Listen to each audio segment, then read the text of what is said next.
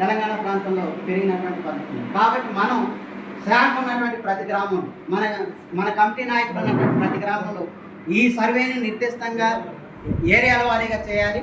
ఏరియాల వారీగా సమస్యలను ఐడెంటిఫై చేయాలి. వీళ్ళందరితో దరఖాస్తులు పెట్టించి గ్రామంలో ఉన్నటువంటి గ్రామ కార్యదర్శికి మన పార్టీ తరఫున దరఖాస్తులు ఇవ్వాల్సినటువంటి అవసరం ఉంది.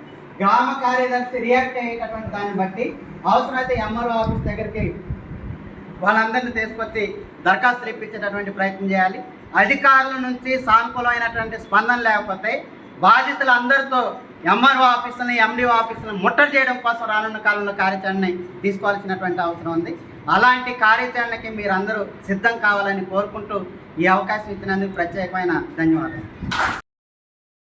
ప్రధానంగా ఇటీవల ఏదైతే రాష్ట్ర వ్యాప్తంగా ఉత్తర తెలంగాణలో నిజామాబాద్ జిల్లాలో కురిసినటువంటి అతివృష్టి వర్షాలతో పాటు పైనుంచి వచ్చినటువంటి మంజీర సింగీతం నీళ్లు అట్లాగే ఈ గోదావరి పరివాహక ప్రాంతాల్లో నిజాం సాగర్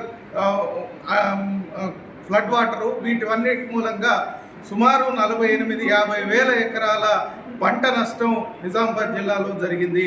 ఈ పంట నష్టాన్ని యుద్ధ ప్రాతిపదికన ఈరోజు అధికారులు అంచనా వేయాల్సినటువంటి అవసరం ఉన్నది. కేంద్ర ప్రభుత్వం దీన్ని జాతీయ విపత్తుగా ప్రకటించి ఈ కేంద్ర ప్రభుత్వం వెంటనే ఈ ప్రాంతం నుంచి ఎన్నికైనటువంటి ఎంపీ ధర్మపురి అరవింద్ కేంద్ర ప్రభుత్వాన్ని ఒప్పించి నిధుల్ని అత్యధికంగా మంజూరు చేయించాల్సినటువంటి అవసరం ఉన్నది. తూతూ మంత్రంగా 1-2 గ్రామాల్ని సందర్శించి ప్రజల్ని మభ్యపెట్టడం కాకుండా కేంద్రం మీద ఒత్తిడి తేవాల్సినటువంటి అవసరం ఉన్నది. రాష్ట్ర ప్రభుత్వం కూడా కేంద్ర ప్రభుత్వం పైన ఒత్తిడి తేవటం కోసం అవసరమైతే ఈ ప్రాంత ప్రజల్ని కలుపుకొని పోరాటాలు నిర్వహించాల్సినటువంటి అవసరం ఉంది.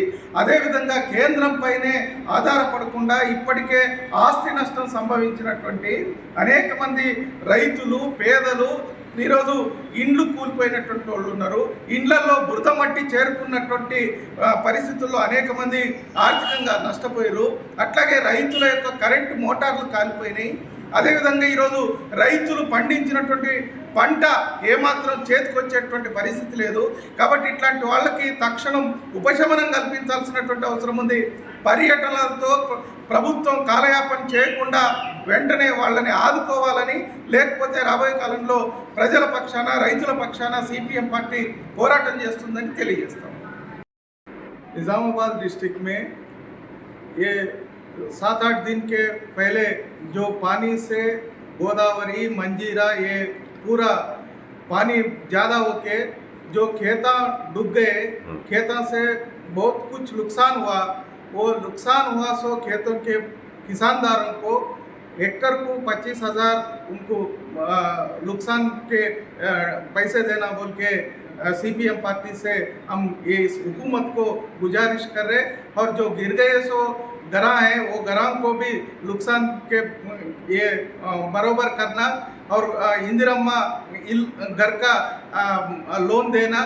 और जो मोटरा जल गए सो है जो और कुछ प्रॉपर्टी नुकसान हुआ वो प्रॉपर्टी का भी बराबर नुकसान का हुकूमत ने उनको मदद देना बोल के सीपीएम पार्टी के तरफ से हम गुजारिश कर रहे हैं. और कोई है?